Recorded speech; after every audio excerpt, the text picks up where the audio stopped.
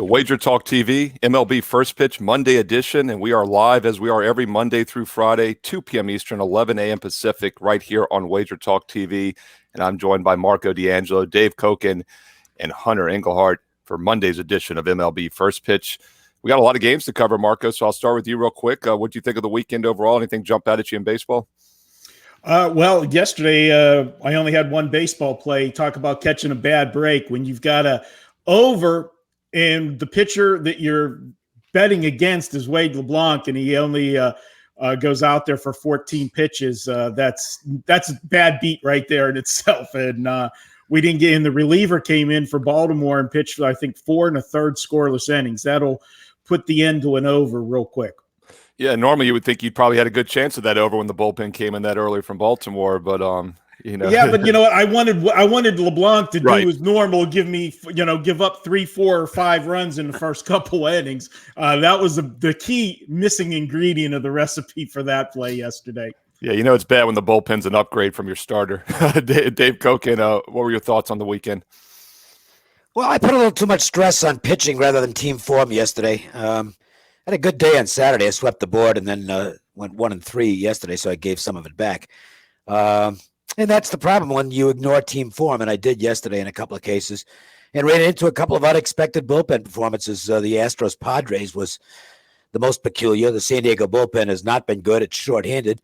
And yesterday, 7 1/3 innings, 2 hits, no runs. So that 3-0 lead went away, and that was a costly loss. But those are going to happen sometimes. Bounce back from them the next day, that's all. Yeah, I missed up by half a run on Saturday night, as I mentioned on yesterday's show, and I missed up by 1 run yesterday on an over. So I had a couple close losses as well. Hunter Engelhardt, great to have you on board. First time I've gotten to do the show with you this year. What was the weekend? What were your thoughts on the weekend overall for you? Yeah, first time.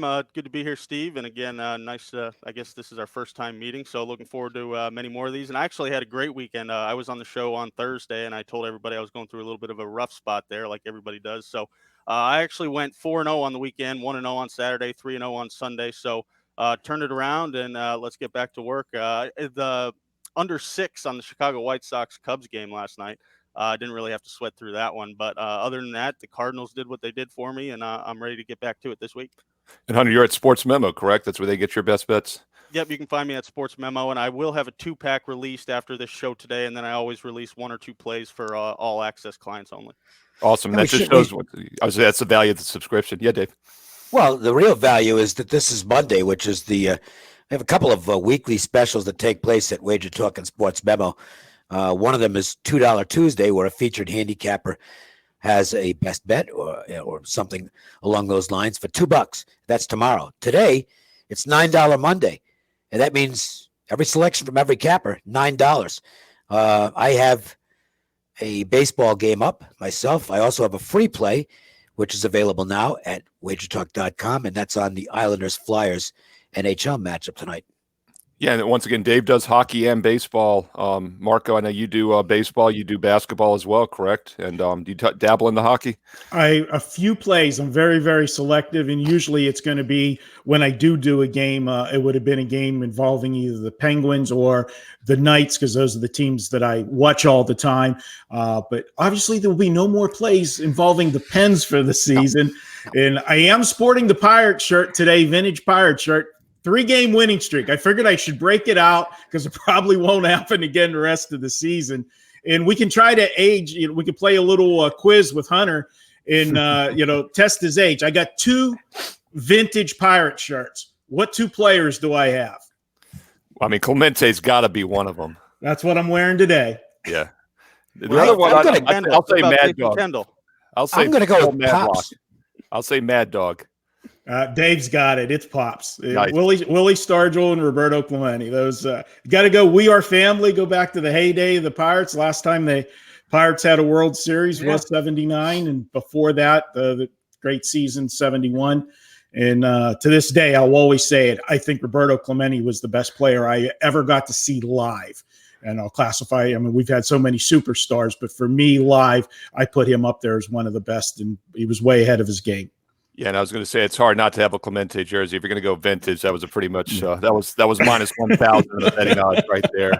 That's like my Madlock prediction though. I went out on a limb there with Bill Madlock, huh? Yeah. I tell you, the MVP we should have is the pirate shirt that we never had to pay Bobby Bonilla anymore and let that go to the Mets.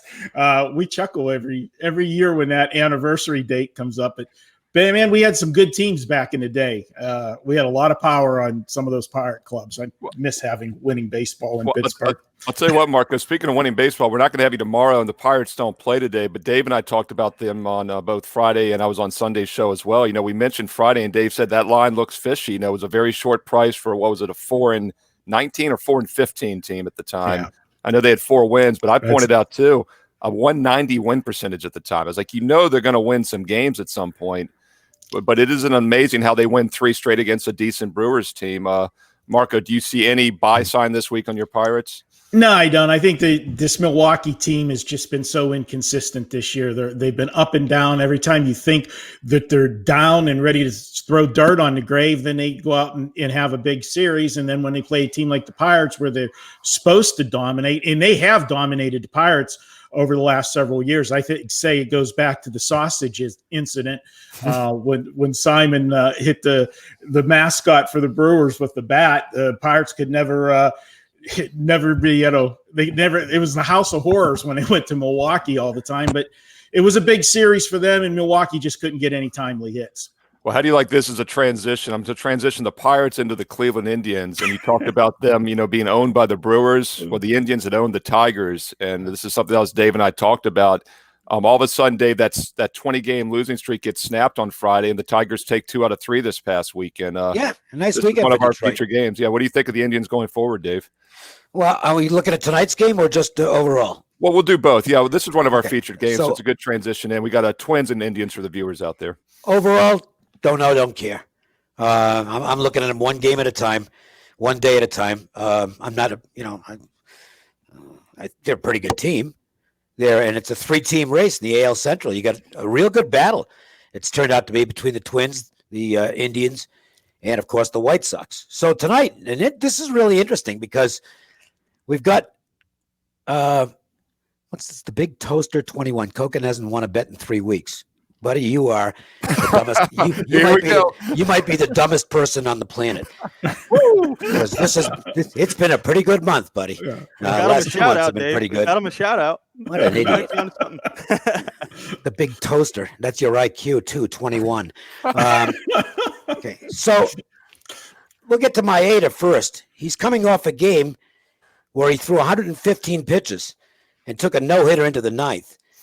That's a career high in pitches for Maeda. He's only gone over 100. I counted it up, but I forgot the exact number. It's like maybe 10 times in his entire career, and it's 30 more pitches than he's thrown in any game this season. And obviously, he was left out there because he had a chance for a no hitter. So it's like, wow, that's exciting stuff. And that's a situational fade. Now, the other side of it is also interesting because Aaron Savali threw a complete game in which he threw 109 pitches, which is his career high as well. They both had pretty easy times of it. In other words, neither one of them was facing much stress. So I think you have to factor that into those pitch counts. And that's kind of why I didn't automatically gravitate to the over here, because my first thought was, wow, that's a ton of pitches. These 2 guys could struggle this time out. But I didn't do that because they weren't particularly stressful situations. The one thing I will say, though, is that, and this is an old angle, it's a pretty good angle. I mean, it's logical and it makes sense. When a pitcher goes that deep into a game, excuse me, with a no-hitter, there is a bounce factor the next time out. And I think you could see that come into play tonight. I wish the Indians were a little better offensively to take advantage of it. But I think Cleveland will have some success tonight. Savali, by the way, has been a monster at home since he was promoted to the majors last season. So my side would be the Indians in this game.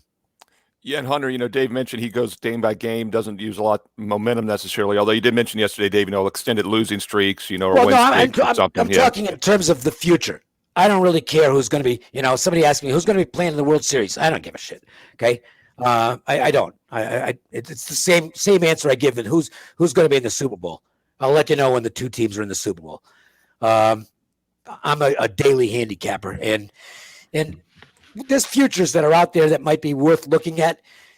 But generally speaking, I'm just not a futures guy because I don't think you can get much value in them. They years ago, there used to be all kinds of futures value because they put up basically true odds, and there were some monster prices. But they got burned a couple of times, big time, with the Twins. One year they won the World Series, and the greatest show on turf, the year the Rams beat the Titans. Yeah.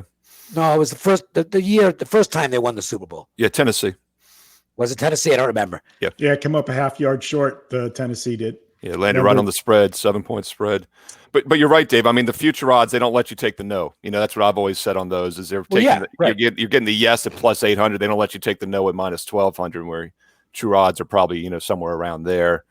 No, it's a good point. And Hunter, it's the first time I've gotten to do this show with you. I mean, what is your general handicapping approach to baseball? Do you look more at the pitching matchups as a lot of us do, or do you look more at offensive momentum, long-term streaks? How do you approach baseball? I approach it basically on starting pitchers. Like I've said in the show before, I do majority first 5 innings. I very rarely go full game. And just because after that starter gets pulled, you really don't know what's going to happen. You're not that manager who's going to say who's going to come in, what those splits are going to be against the bullpen, against those other guys. There's just so much that can happen in baseball.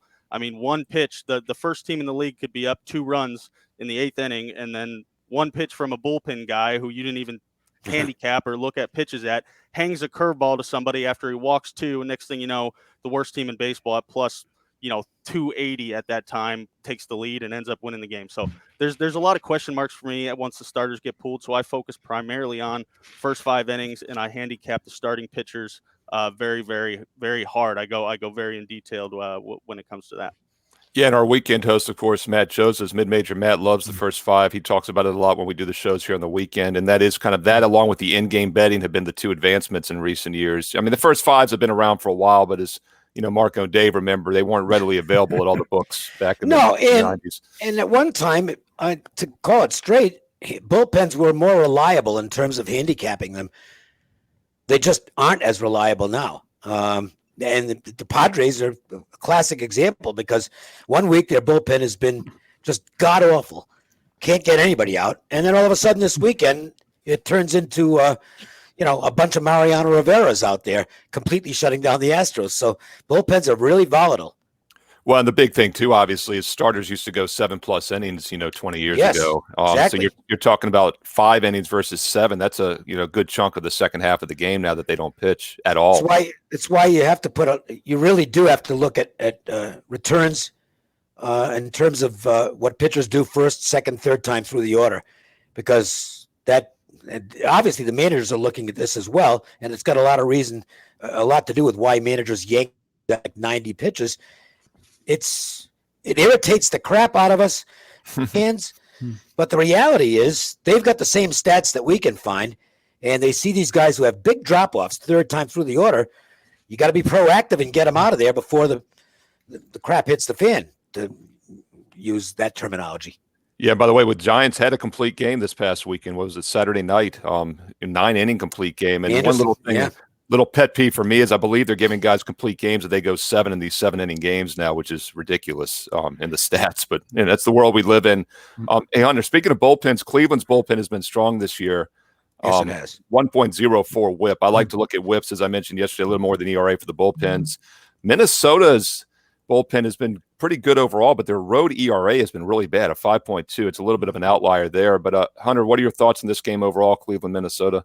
Well, where I'm at this game, I mean, Maeda is a good pitcher, don't get me wrong, but he is not what he's been so far this year. So I'm expecting some regression out of him. And the other thing is his away ERA is 3.57. So he's a lot more comfortable pitching at home. Last time out, he pitched against the Cleveland. He only gave up 1 hit again. So this Cleveland team is going to see him again. On top of that Cleveland team early in the season was just not hitting with runners on base.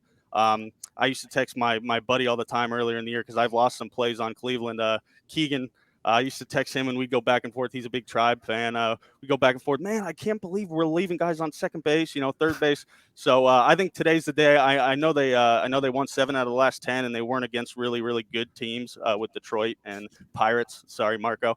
But I think that's the confidence they need coming into this game. I know they only took 2-3 out of against the Royals, but I think they need a 7 out of 10. Their confidence is up at the plate, and like Dave said, Cervelli is really, really good. Right now, he's a reverse splits guy, so righties are hitting 270 off him with lefties hitting 203.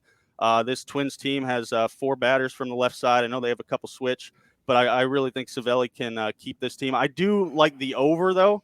I'm not betting the over, but if I had to bet, it's really hard for me to take Twins unders just because we know the lineup that they have. But for plus money right now, when you can get the Cleveland Indians first 5, that's where I'm leaning. Yeah, Marco, I believe Cleveland started like 14-2 to the under this season or something. It was a big under start, but they've been going over recently. And as Hunter mentioned, their offensive bats have heated up. I think 6 of the last 9, they've put up 5 runs or more now.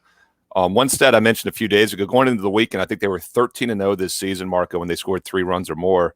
But they lost 2 out of 3 to Detroit, and they actually put up more than 3 in both those games. So it's now 13. And they're hitting significantly better at home. Right. They're hitting 236 as a team at home compared to 185 on the road. So a lot of good things are pointing towards Cleveland this game. Yet they still lost 2 out of 3 to the Tigers, who they've beaten 20 straight. It just shows on a day-by-day basis. You never know. But Marco, what's your take on this game? Twins a slight road favorite still right now. Well, obviously, the Tigers came in there with a big chip on their shoulder. I mean, you've lost 20 games in a row, so they were fired up. Maybe Cleveland took them a little bit for granted. That first game on Friday night, I had Cleveland not straight on the money line, but I had them in a money line parlay on Friday night because I liked the pitching matchup. Plutko had been pitching well, but for some reason, Alomar, who's filling in for Francona right now, left him out there.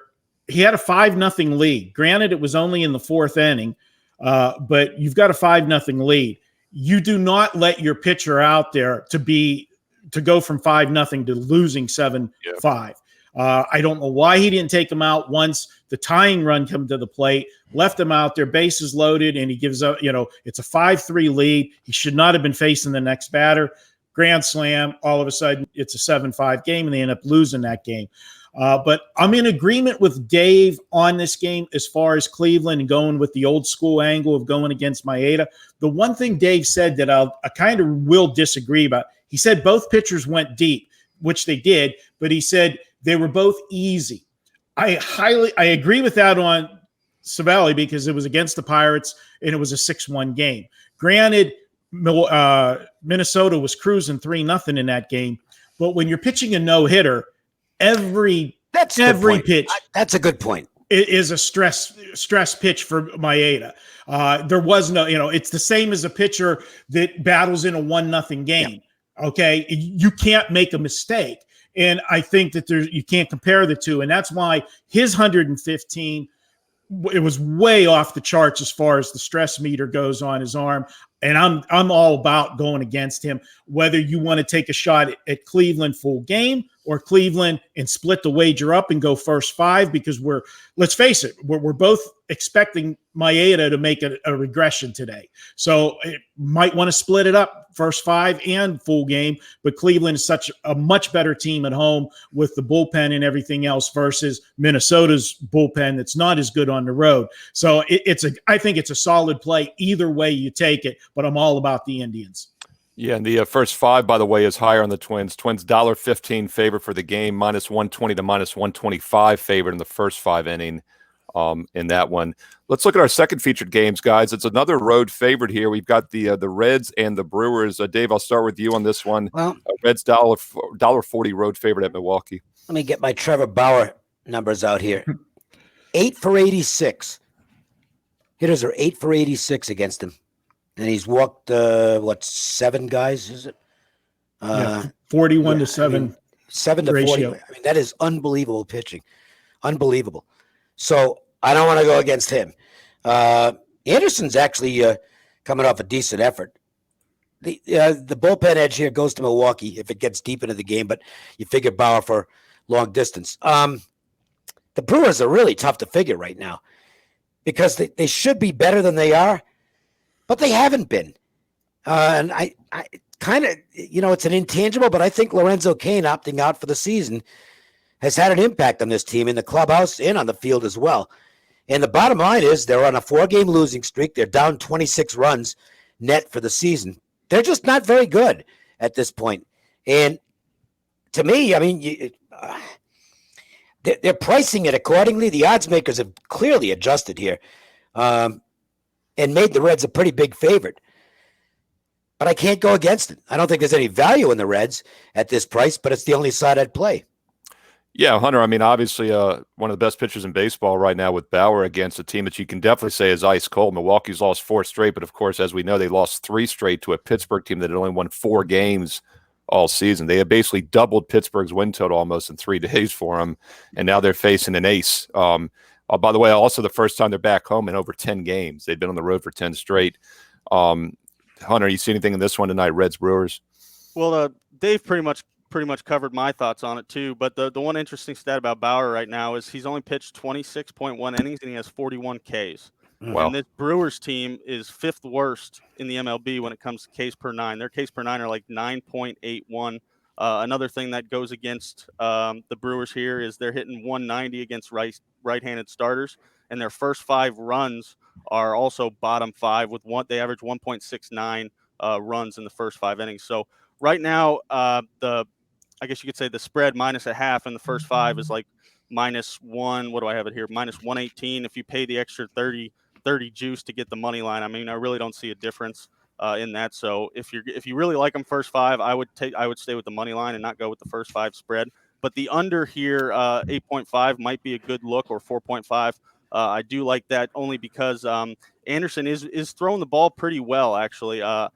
And this Reds team, like you said, is not hitting. So if I had to lean aside here, I would probably go for if I had to lean aside, I would be on the Reds, but it's just too expensive for me. So if there's one play on this game, it's the first half under. Yeah, Marco, I mean, this is the biggest split I've seen on the board of the 9 games today as far as the first 5 versus the full game. Reds are about $1.40 full game, $1.70 to $1.75 first 5 with Bauer, weaker bullpen versus Milwaukee. So it makes a lot of sense. How would you recommend attacking this one, Marco? Oh, absolutely. And I would take the first 5 with Cincinnati. If you don't want to lay that price, then you can get the cheaper number, go with lay the half a run, obviously. I think Cincinnati's got a tremendous edge with Bauer over Anderson for the first 5. But I agree that neither team's hitting the baseball well. So under 8.5 for the full game. Normally, right now, I want no part of, looking at unders for full games the way the bullpens have pitched. Milwaukee has a decent bullpen, and we're going to probably see more of the Milwaukee bullpen in this game than we will see of the Reds, because Bauer is one of those throwbacks, old school. He's going to get you to the 7th inning generally, and the way he's been pitching and been efficient with his pitches and nobody getting on base, he's getting deeper into the game. So I feel pretty confident with going a full game under 8.5, and I'll give you a couple stats that support that as well. A couple guys commented about Anderson pitching well in his last outing, which might be a little bit of a buy sign on him. Well, when he pitches against division opponents the last 2 seasons, 12-3 to the under. Then go to Bauer, and when he's been a road favorite of -125 or more over the last few years, 24-8 to the under. That's where I'm at. I like the under 8.5. Yeah, and it is 8.5 to over -115 in most spots. So, maybe hold on, see if a 9 pops by game time. It probably won't, but 9 obviously a very key number, and it is leaning towards the over 8.5 right now on the money line. Let's look at this last feature game. I've got my namesake on the mound, Merrill Kelly, who David said has about 6 different pitches, and I keep saying that's about 5.5 more pitches than I've got in my arm right now. But they're the late game tonight at 9:40 Eastern against Colorado. Interesting game here, Dave. I know over the past few weeks we talked about how Arizona underachieved, Colorado overachieved. Well, look, they both have returned to the norm, returned to the mean, if you will. Colorado now 13-15, Arizona 13-16 on the season. What do you think, Dave? He's got a 7-game losing streak against a 5-game losing streak. So it's unattractive from a team standpoint. Boy, the Diamondbacks took a really bad approach this weekend against the Giants. They were way too aggressive early in the count. And I mean, I don't have anything against guys swinging at the first pitch if it's a good pitch, but they were doing it on a regular basis and hitting ground balls. So they really helped the Giants out this weekend with some bad offense. I think that'll change as they get back at home. And they're facing Castellani here, who, well, first off, his splits are interesting. It's only 3 starts, so it's all small sample. But first time through the order, 2 for 25. After that, not so good. And I suspect that first time through the order number is going to start dropping off, because even though the Diamondbacks, for instance, haven't seen him yet, they've now got scouting reports on him, and we'll have a better idea of what to expect. So it's a sort of first time through for Castellani, but not completely first time through. Kelly was not real good last time out. And look, he's a guy who's going to have to locate his stuff because he doesn't have an outstanding pitch. What he's got is an arsenal. He throws 4 or 5 pitches when he's commanding them, as is the case with anybody who's got even halfway decent stuff. If you're commanding your pitches and putting them where you want, you've got a good chance to succeed. He didn't last time out, and he got knocked around. But he's been good more often than not. I think the Diamondbacks probably get somewhat straightened out at home. I like him in this spot. It's a big price. It's probably a game I'd look to find somebody to play with them, maybe in a big truck parlay, or if you're going to, or just take it in a -1 situation, create a -1 for yourself. I think you get a good chance to cash. Yeah, and Hunter, of course, with the Rockies, always say you have to look at their road numbers because you have to take out those core fields altitude, inflated offensive numbers. And they've actually had a pretty good bullpen on the road this year, 2.3 ERA, a 1.13 whip. But their offense, just 3.5 runs a game, batting .201 on the road in 13 games this year. Hunter, how do you look at the Rockies? Do you use a lot of home road splits with them? And what are your thoughts on this one? I do look at home and away splits, and like Dave said, Castellani's splits are very interesting. If you look at his splits and the certain numbers that he has, you would think that he's a lot better than what his ERA and all that show. I would stay away from the D-backs here. I think if you had to bet a side, I think the Rockies can win in the first 5. Only because the only reason why I do not like the D-backs here is, let me see, 1, 2, 3, 4, 6. 6 of the Rockies have an OPS against Kelly over 1. Like guys like Arenado, Blackman, Story, Tapia, all those guys are batting 500 or greater against him. So that scares me when it comes to taking the D-backs here with how expensive they are. If I had to bet a side, I would probably bet the Rockies early for first 5. I do like under 6. I am seeing 5.5 and under 6. 6 is a lot of runs in 5 innings, especially when they're not in Colorado. So the first 5 under, you're going to pay a little bit for it. I think you're like -115-ish for 6 or a little bit less juice with 5.5. But if you can get it at 6, I do like it. One note, by the way, I would check, and I don't know the answer to this. So I'll try and find out, and we'll post the info if I get it. But I would check to see whether the roof is open or closed at Chase, because it's 2 different ballparks. The ball really travels there when the roof is open, not so much when the roof is closed. Yeah, Arizona definitely could be a hitter's park, and you look at their splits this year, they're averaging almost a run and a half more per game, I think, at home than their total runs for both teams, about a run and a half more than the road games. So it's probably second only to Coors Field, actually, as far as home road splits on offense. Mark, what jumps out to me, of course, here is you got a 1-10 Rockies team against a Arizona team that won 6 straight but has now lost 5 in a row. However, if you dig a little deeper, you look at the current 6 losses by Colorado, they all came against Houston and the LA Dodgers, who are 2 of the better teams. So, yeah, I mean, once again, like Hunter said, if you're going to play this one, it's tough to lay $1.55 with the team on a 5-game losing streak. I mean, you could make a case Colorado is somewhat of a live dog here, I guess. Yeah, Steve, basically read my notes for this game here, because that's what I was going to point out about that 1-10 slide. Is everybody, said they were starting to jump on that Rockies bandwagon after the quick start that they had. And then, now, to quote Dennis Green, they are who we thought they are. They went 1-10. But yeah, 7 of those 11 games were against the Houston Astros, who at the time were playing super baseball. They were in the middle of a big winning streak. And then the LA Dodgers, which could be arguably the best team, in the National League and maybe in, baseball period. I know when the Yankees are healthy, that's a different story. But I think the value is definitely on taking Colorado here. And you talk about Kelly, you look at last year, Hunter pointed out all the guys that have a good OBS. Well, no wonder. He pitched last year a grand total of 17 innings against the Rockies. Well, he got rocked for 15 runs in those 17 innings. I can't back him here at this price. And I'll throw a little stat in there for you. Arizona, when they're coming off a loss to a division rival as a favorite, which they were yesterday, they are 3-16 in their next game. You would expect good teams generally bounce back after an unexpected loss. Not this team. Whenever they're playing bad, they play bad. I got to go with the value here with the Rockies. And this is one of those plays that sometimes when you look at big dogs, guys, one game sample size, I might not get there tonight. But when I find a live dog, which is where I'm classifying this, and we're at this kind of number, you only got to be right 40% of the time long-term to show a profit taking big dogs. And that's what we're about long-term. Everything you do is not about, you want to be result-oriented for that day. Yes, we all do, but it's a bigger picture that we're doing. And long-term investing, this is a profitable play.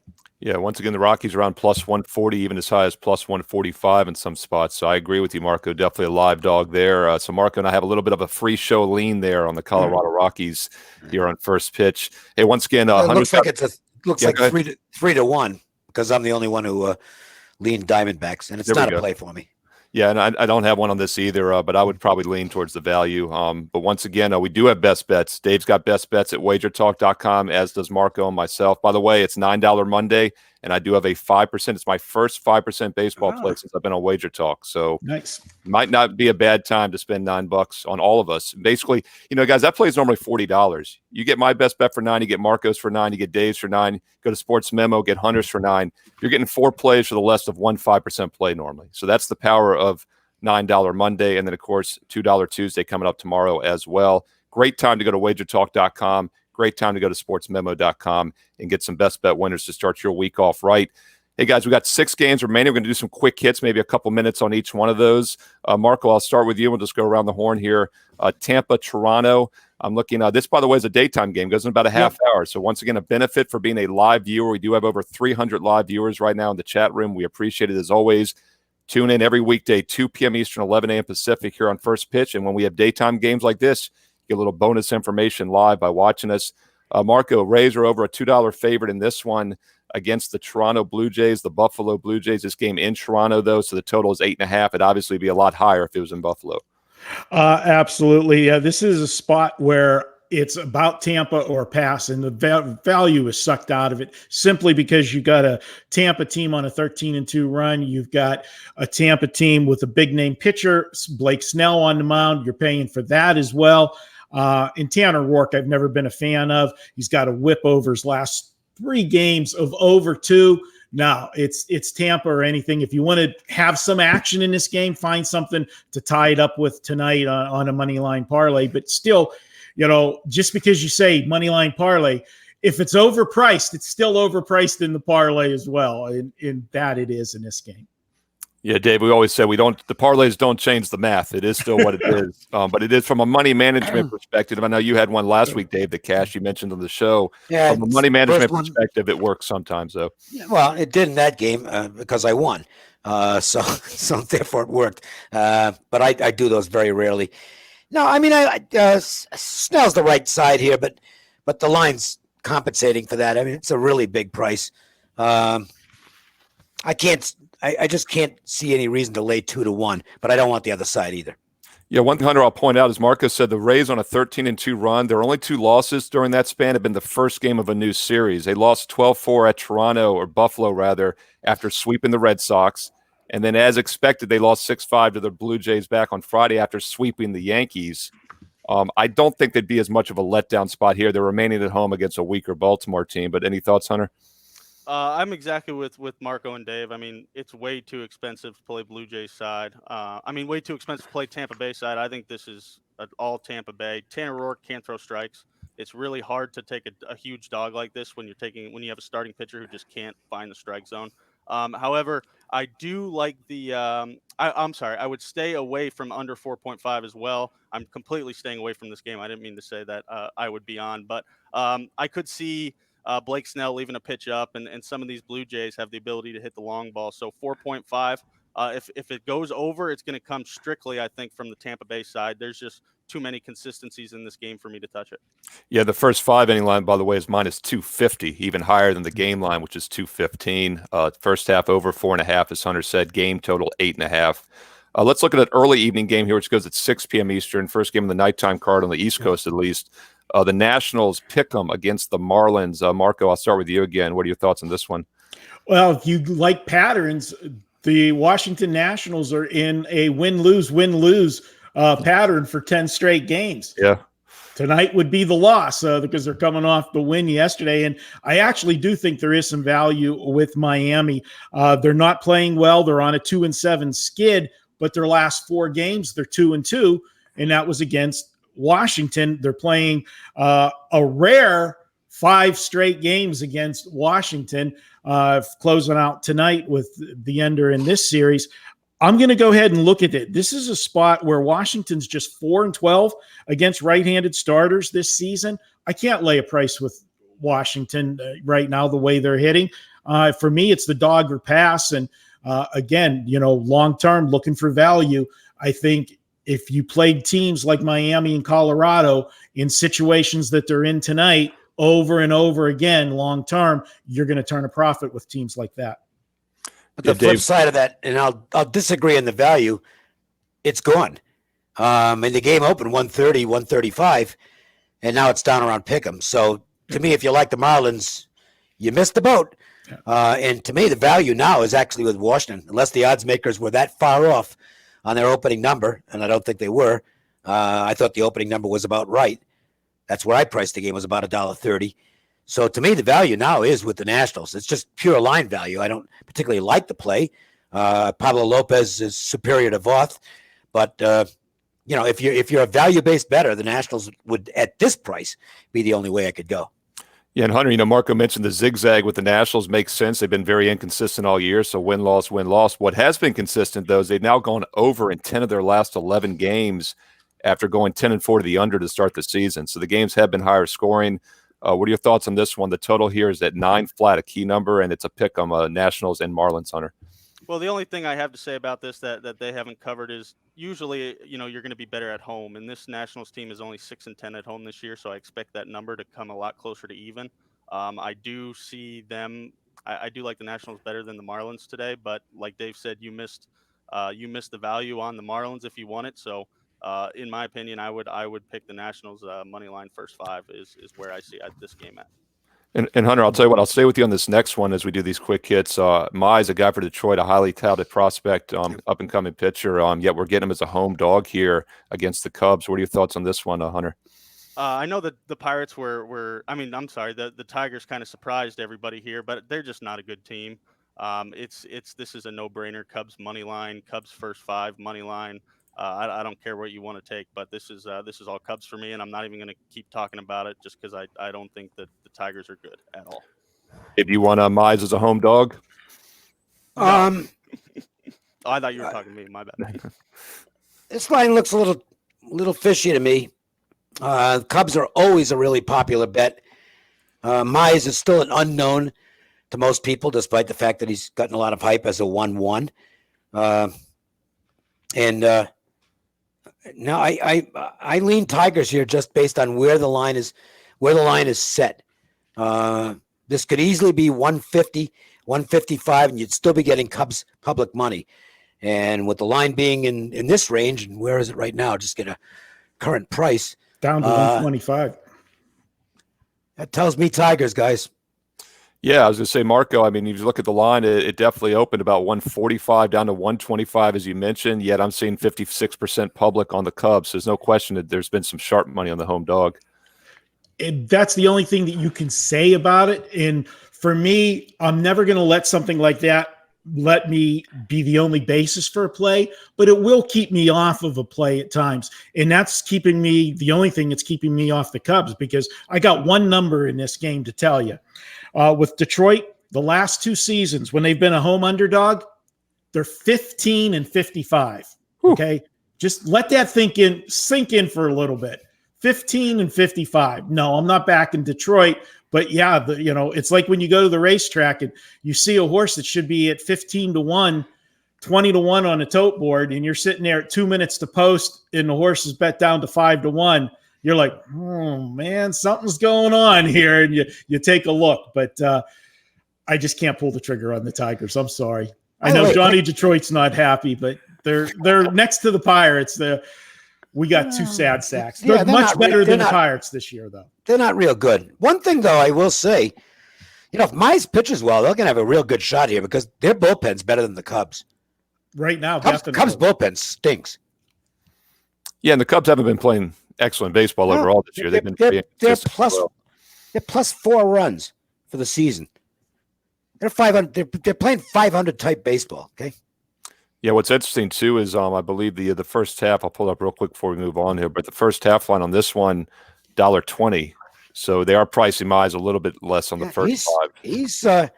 He's really impressive. I mean, he basically made a couple of bad pitches, and that's it in his debut last week against the who did he face? The White Sox, right? And that's the White Sox, by the way, who are just beating the snot out of pitchers with their offense. I know Darvish quieted them down yesterday, but he's been pitching. This kid can pitch, okay?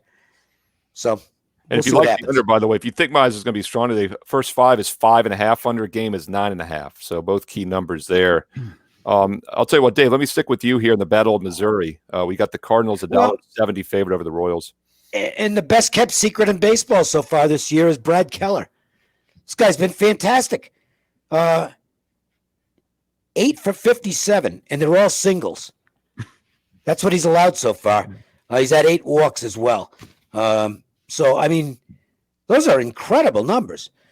And Flaherty has been arguably over the last year and in his early outings so far this season, about as good as it gets first time through the order.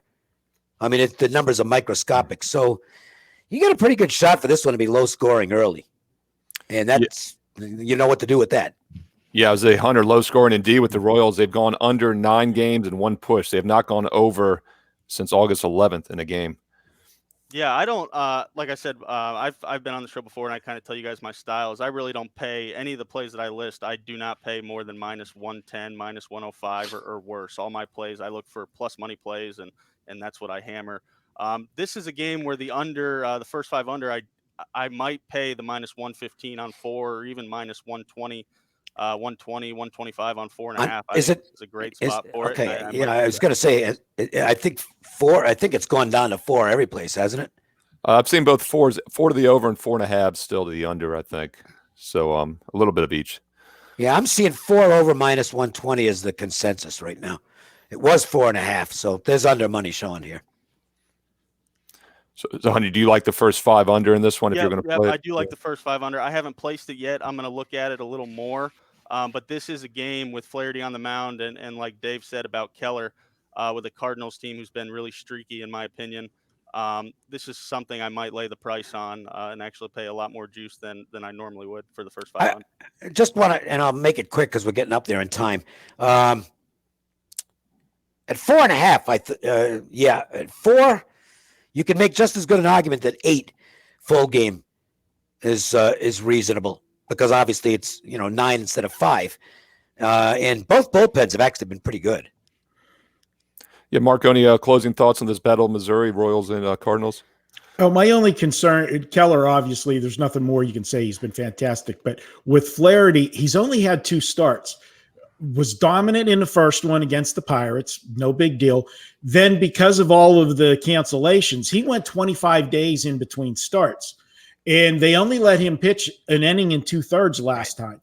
That's a concern for me. I mean, this is just, he hasn't had that much work. So, when you're taking that under in the first 5, which in theory looks great, you may have one mistake and you could be in trouble on that. I think there's more margin for error on the full game under 8 in this one, given the way Keller's pitching, and how'd you like to have, a futures ticket on a Cy Young with him right now? Nobody would have saw that coming. And right now you got to put him at the leader at the clubhouse with the way he's pitching, even though it's on a bad team.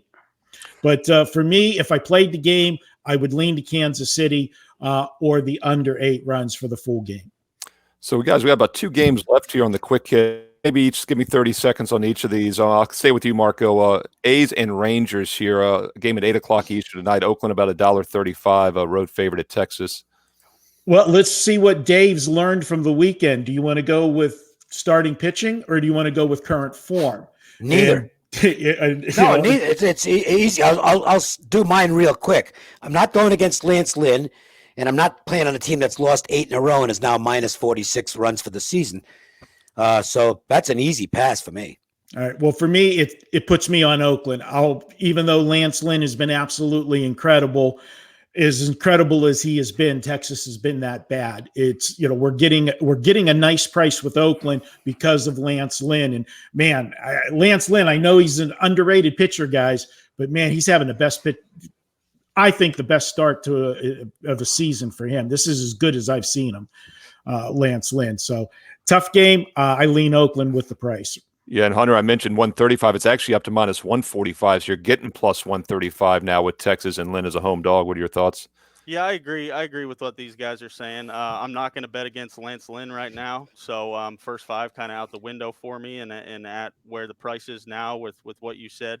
This Texas bullpen is terrible, so this isn't a bad time to take the A's run line at minus 1.5. I don't know what it is right now, but this would be it would either be the run line or no play for me. Minus 1.5 plus 115, or Yeah, maybe so, plus not 1 great, plus not great, 117. I'm saying not great, but if you're an A's fan, and I just can't bet on these Rangers. This team is just really, really bad. Yeah, I'm seeing about plus 115 as well, Dave. And in fact, the final game here, the Astros also a plus 115 run line favorite. If you're taking Houston outright, they're minus 155-ish right now against the Angels. Marco, what are your thoughts on this one? 9.5 to the unders the total. Yeah, there's only one way to look at this one, and that's Houston. They're priced accordingly, big favorite here, so I would be looking at them at the run line. Valdez has been super for the Astros. He's been consistent in every start, and I'll give you one stat on Houston. Last 2 seasons when they're at home and they're against division opponents, now granted, a lot of that was with the wires and the sensors knowing what was coming, but they're 38-7. At home, so against division opponents. So I'm not stepping in front of them. The Angels pitching is horrendous. What are they, Dave? Like 2-9 their last 11 now, I think. Do you trust the Angels at all in this one? no, but I got to tell you, the Bregman injury is really impacting Houston because I don't know if there's ever been a bigger drop off from Alex Bregman to this guy Toro, who he is just horrible. Talk about a guy who's getting overmatched. And that is really having an impact on their offense. I mean, they just did nothing against San Diego this weekend. They got 3 runs early and never did it. I can't lay a price with them, but I don't want the Angels. Hunter, what are your thoughts to close this out here? I wouldn't. I know you mentioned the run line. I kind of believe with Dave. I really don't take in the run line on home teams just because you're more than likely, especially big difference teams like Houston and Astros, just because you're only going to get 8 ABs instead of 9. But I wouldn't hate the first 5 minus a half, but you're going to pay, minus 110-ish, minus 115 I'm seeing. So if I had to pick, I would be on the first half run line. And Hunter, I'll stick with you. We got about a minute left. I know Dave and I don't dabble much with the daily fantasy. I'll ask you and Marco then. Anybody jump out to you? Do you mess much with the daily fantasy? Any pitchers maybe that are on your radar tonight? Yeah, what I've been doing is I really don't have any sleepers. I just kind of pick a pitching guy who's not top 2, and I like Jack Flaherty today. I know Marco said that he hasn't pitched in 25 days and he threw 1-point-something innings, and I agree with that. But he's pitching against the Royals, who is not an impressive team in my opinion. So I think I would roll with Jack Flaherty today. I think it's like 4th on the list for expensive, and I think he should be priced a lot higher. Yeah, and that's where you want to go, Marco, of course, is find some value. We could all take, a guy like Bauer or somebody. I'm sure he's priced pretty big tonight. Marco, anybody jump out at you? Well, for me, it was an early game. I would have grabbed some guys out of the Tampa lineup because I just do not like Tanner Rourke. And the way he's putting guys on base, they're going to get some runs, I think. But that's an afternoon game. Dave, any final thoughts? Stay away from daily fantasy. I don't know fantasy. I'm still no. I just refuse to urge anybody to play something where they're getting destroyed on the takeout. It's terrible. And as we've said on the show a few times, I mean, it's a huge house edge, and also the sharps that do win put in hundreds of lineups. So if you're the little guy out there, it's you're better off going to wagertalk.com or sportsmemo.com and doing $9 Monday. Fantastic value, guys. Fantastic info on this show and fantastic value for everybody. Once again, myself, Marco, and Dave Koken at wagertalk.com. Hunter is at sportsmemo.com. And no matter who you get or where you go, you're getting $9 best bets across the board, including all the 5% plays. And I do have one going tonight as well. Hey, guys, great show. I'll be back tomorrow at the same time with Dave and another motley crew.